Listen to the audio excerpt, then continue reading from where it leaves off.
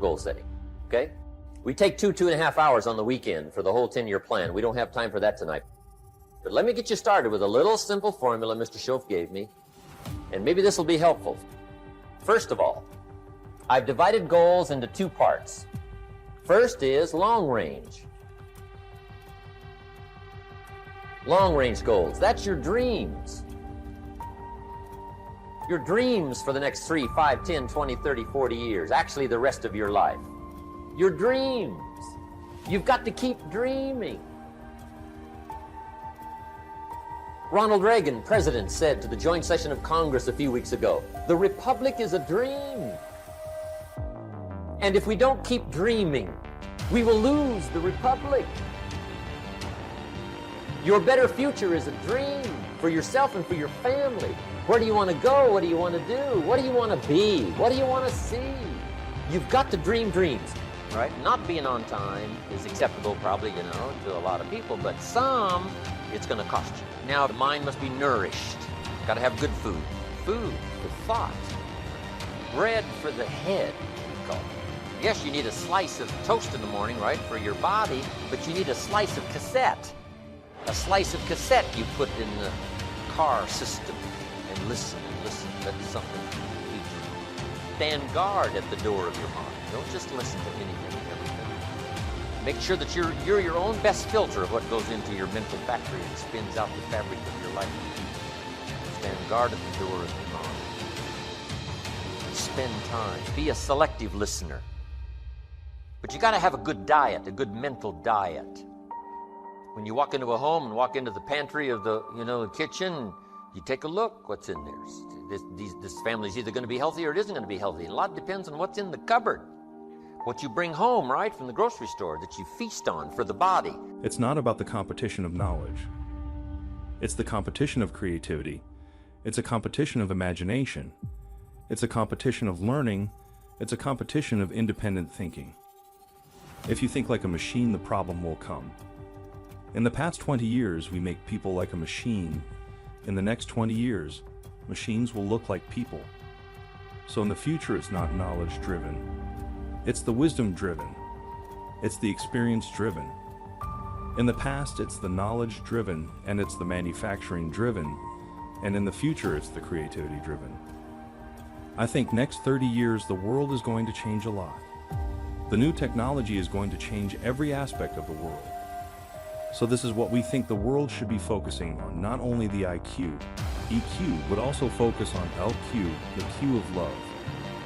Because only when you care for the others, only when you care for the others that succeed and are more successful than you are, you have the chance. In order for you to be rich, you have to do what? You have to add value, right? So I told you there's a way to know in the relationship if you're adding value, right? There's a way to know, right? Let's just use this number. I'm not saying that it's right, but just watch me. 50-50, all right? Now, that's not the truth, but 50-50 would be what kind of relationship? Symbolically, what kind of relationship would that be? It would be an equal, right? But in a lot of our relationships, it's 80-20, which means that somebody's doing what? And then somebody's doing what? Okay, good. So somebody's giving more, somebody's taking more. When you hit 50-50, right? So watch this. I told you, get your character right, then add more value than you take. Short range.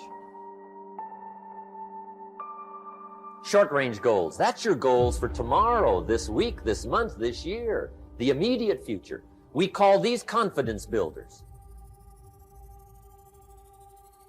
Because if you set up something short range, go for it, get it, latch onto it, work hard, accomplish it.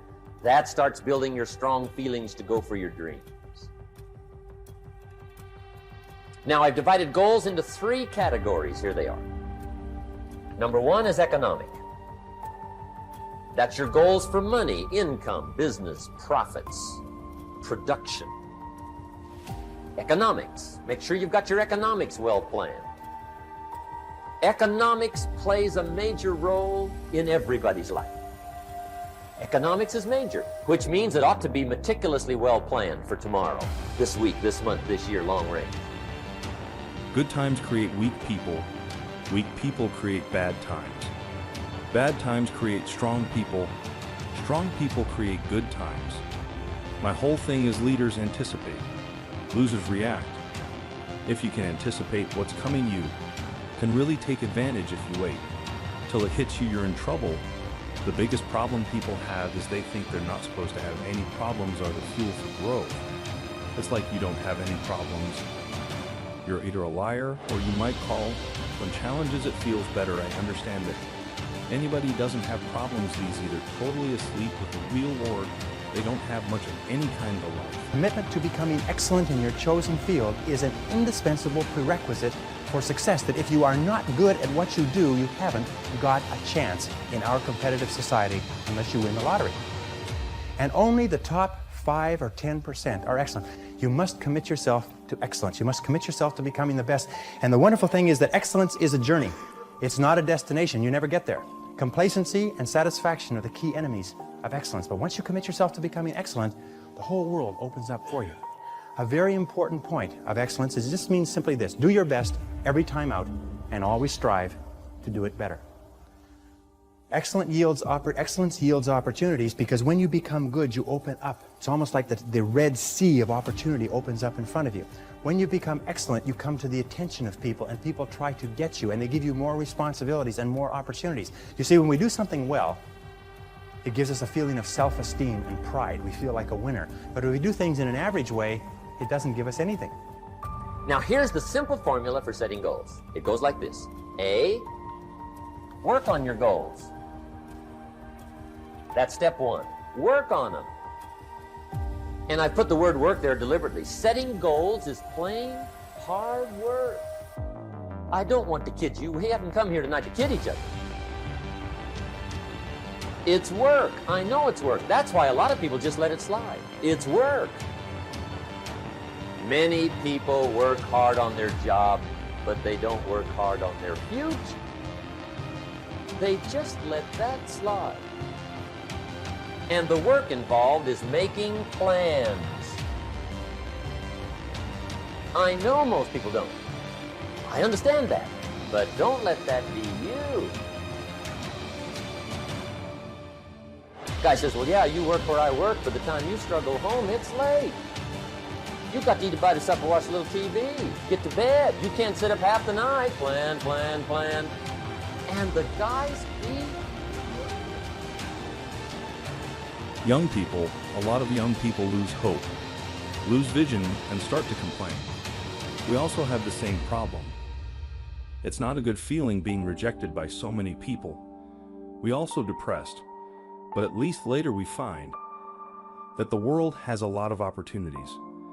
How you see the world, how you catch the opportunity,